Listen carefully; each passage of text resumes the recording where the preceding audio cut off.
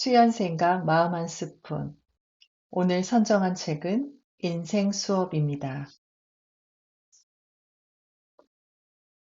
호스피스 운동의 선구자이며 20세기를 대표하는 정신의학자인 엘리자베스 퀴블러 로스와 그녀의 제자 제이비드 캐슬러는 누구도 하지 못할 일을 해냈다.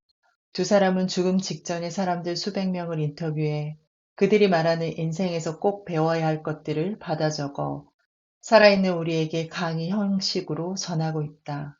강의의 제목은 인생 수업이다. 우리는 배움을 얻기 위해 이 세상에 왔다.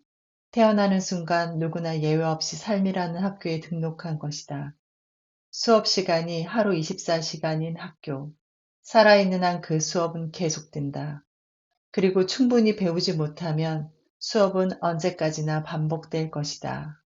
사랑, 관계, 상실, 두려움, 인내, 받아들임, 용서, 행복 등이 이 학교의 과목들이다.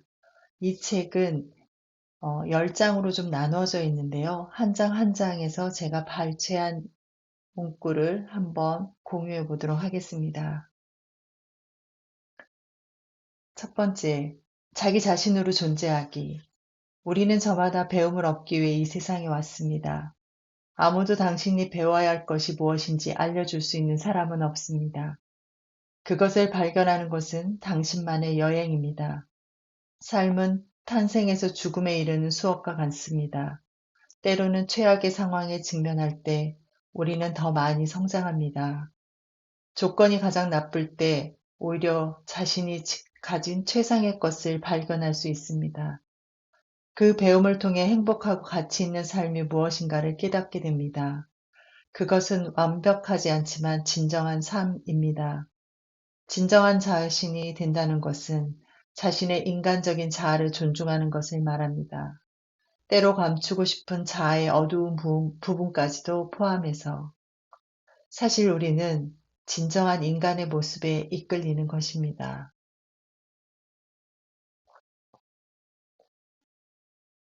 두 번째, 사랑 없이 여행하지 말라. 삶의 이 여행을 하는 동안 사랑하는 법을 배워야만 한다. 당신의 임무는 사랑을 찾는 일이 아니다.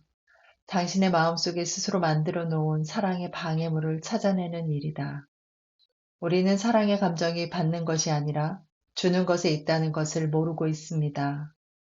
우리는 받는 사랑을 일일이 계산한다면 결코 사랑받는다고 느끼지 못할 것이며 언제나 손해본다는 기분이 들 것입니다.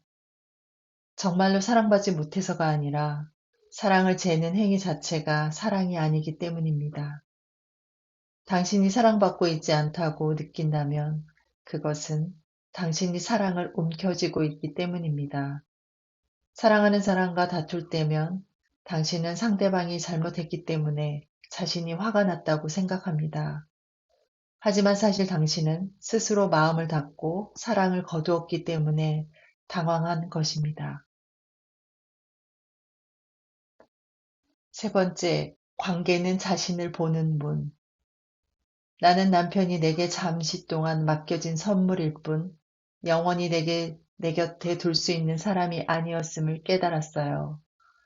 이성과 사랑을 할 때 우리는 많은 것을 요구합니다. 상처의 치유와 행복, 사랑과 안전, 애정, 만족감과 동료의식 등 많은 것을. 또한 그 관계가 우리 삶을 치유하고 우울함에서 벗어나게 하고 최고의 기쁨을 안겨주기를 원합니다. 우리는 특히 그 관계가 모든 면에서 우리를 행복하게 만들어 주리라 기대합니다. 관계는 우리의 삶을 치유해 줄 수도 없고 치유해 주지도 않습니다. 완전한 삶은 당신 자신 안에서부터 나와야 합니다. 관계는 깨어지는 것이 아닙니다. 그리고 상대방이 자신이 바라는 인물이 아니라고 해서 관계를 깨뜨릴 수도 없습니다. 우리는 관계 속에서 서로의 모습을 비추고 있습니다. 같은 것이 같은 것을 끌어당기듯 자신이 가지고 있는 것에 매력을 느낍니다. 그래서 같은 사람끼리 더 갈등이 있고 부딪히는 걸까요?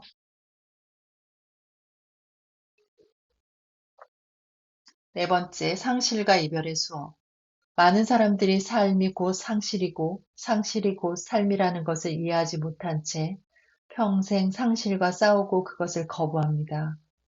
상실 없이 삶은 변화할 수 없고, 우리도 성장할 수 없습니다. 죽음을 포함한 모든 상실의 과정에서 사람들이 보이는 5단계의 반응은 삶에서 겪는 모든 크고 작은 상실에 공통적으로 나타납니다.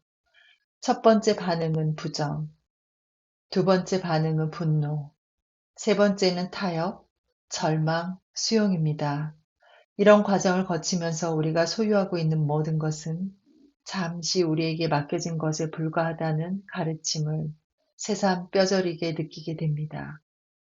이렇게 모든 것들과 작별해 나가는 과정을 통해 결국엔 자신의 내면에서 영원히 사라지지 않을 무언가를 발견하게 될 것입니다. 다섯 번째, 아직 죽지 않은 사람으로 살지 말라.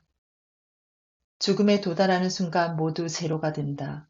삶의 끝에서 아무도 당신에게 당신이 얼마나 많은 학위를 가졌으며 얼마나 큰 집을 가지고 있는지 얼마나 좋은 고급차를 굴리고 있는지 묻지 않는다. 중요한 것은 당신이 누구인지 하는 것이다. 우리는 대개 강한 자기 정체성을 이루기보다는 다른 사람의 희망사항에 신경을 쓰며 착한 아이가 되어야 한다고 배웁니다. 독립적이거나 사람들과 서로 의존하며 사는 것은 그다지 권장되지 않습니다. 그 대신 서로 종속적인 관계를 맺도록 훈련받습니다. 타인의 욕구와 삶은 중요하게 여기면서도 자신의 욕구와 삶은 무시하도록 말입니다. 여섯 번째, 가슴 뛰는 삶을 위하여. 삶은 시간이 지배합니다. 삶에서 일어나는 일들의 대부분은 걱정과 두려움의 전조 없이 찾아옵니다. 우리가 가진 두려움은 죽음을 막아주는 것이 아니라 삶을 가로막습니다. 우리의 내면에는 사랑과 두려움이라는 두 가지 근원적인 감정이 자리 잡고 있지만 사실은 사랑 또한 두려움만이 존재한다고 말하는 것이 정확한 표현입니다. 그 두 가지 감정을 동시에 느낄 수는 없기 때문입니다. 사랑을 느끼는 동시에 두려움을 느낄 수는 없습니다. 둘 중 어느 편에 설 것인지 결정해야 합니다. 두려움은 분노, 방어, 자만심 등 여러 가면을 쓰고 있습니다. 두려움을 지혜로 바꿔야 합니다.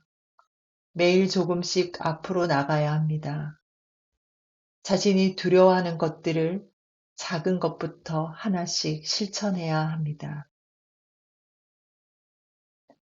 당신은 삶을 위하여 얼마나 시간을 할애하고 계신가요?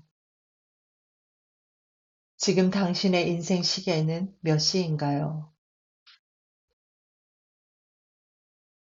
일곱 번째, 영혼과 하루. 삶을 너무 심각하게 받아들이면 놀이를 잊어버립니다. 사람들은 대부분 놀이는 악마의 일터이며 놀이보다는 일이 먼저라고 판단합니다. 성공이라는 사다리로 올라가면서 우리는 즐거움을 느끼는 법을 잊어버립니다.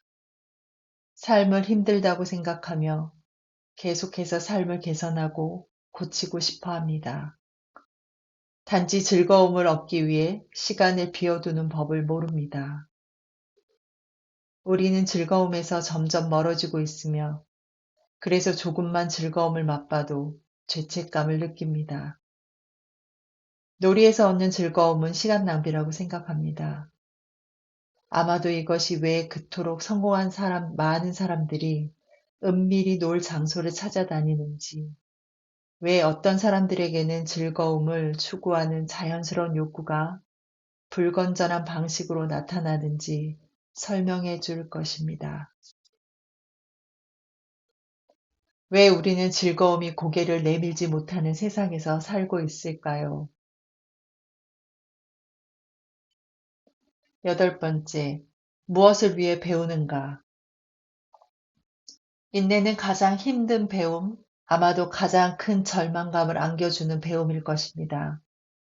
당신이 만일 지금 아프거나 남에게 의지하고 있는 상태라면 모든 장소, 모든 환경에서 인내의 배움이 기다리고 있을 것입니다. 오늘처럼 편리함을 추구하는 세상에서 불편함을 안고 사는 것은 쉽지 않습니다. 우리는 당장의 결과와 만족을 기대하며 실제 가능한 것보다 더 빠른 대답을 원합니다. 요즘 세상은 모든 것이 즉석에서 해결됩니다. 사람들은 기다리는 법을 잊어버렸고 심지어 기다림의 의미조차 알지 못합니다. 인내심은 규칙적으로 사용해야 길러지는 근육과 같습니다. 날마다 훈련하고 격려해야 합니다. 더 많은 인내심을 갖는 첫 번째 단계는 상황을 고치거나 바꾸고 싶은 욕구를 포기하는 것이고, 그리고 눈에 보이지 않더라도 어떤 일들은 이유가 있어서 일어난다는 것을 자각하는 것입니다. 아홉 번째, 용서와 치유의 시간. 삶을 제대로 살기 위해서는 용서가 필요합니다. 용서는 마음의 상처를 치료하는 방법이며 우리를 다른 사람과 연결하는 방법입니다. 우리 모두는 상처를 받습니다.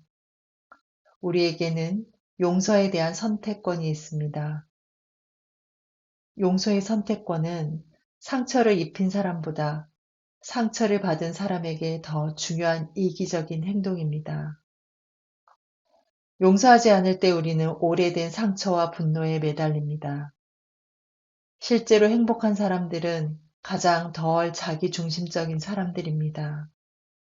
그들은 불행한 사람들보다 더 자발적으로 자신의 시간을 내주고 다른 사람을 도우며 더 친절하고 더 많이 사랑하고 용서하고 배려합니다.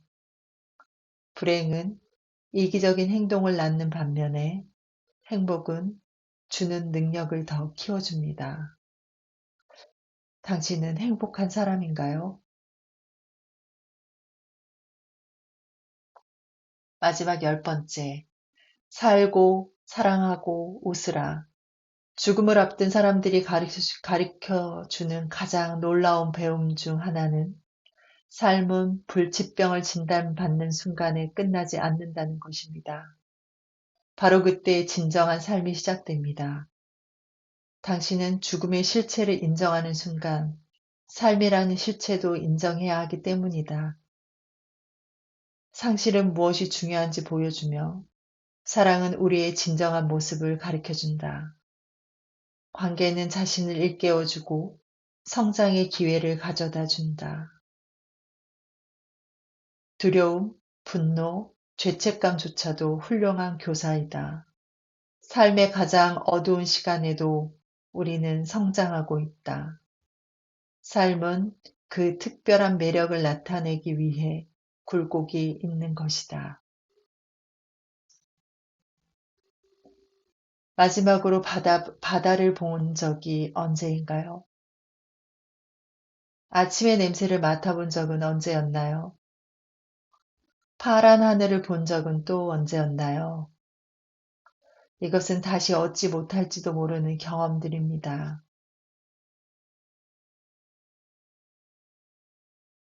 이 책을 읽고 나서 죽음을 코앞에 둔 사람들이 말하는 인생 수업은 아직 나이 50에도 배워야 할 것들이 이렇게 많다는 것을 깨닫게 합니다. 죽음을 생각하면서 현재를 사는 사람만이 진정한 삶을 살아내고 있는지도 모르겠네요. 이 책을 읽고 나서 마음은 무겁지만 세상을 바라보는 것, 그리고 아직은 세상에서 배워야 할 것들이 너무 많다는 것을 다시 한번 깨닫습니다. 끝까지 들어주셔서 감사합니다.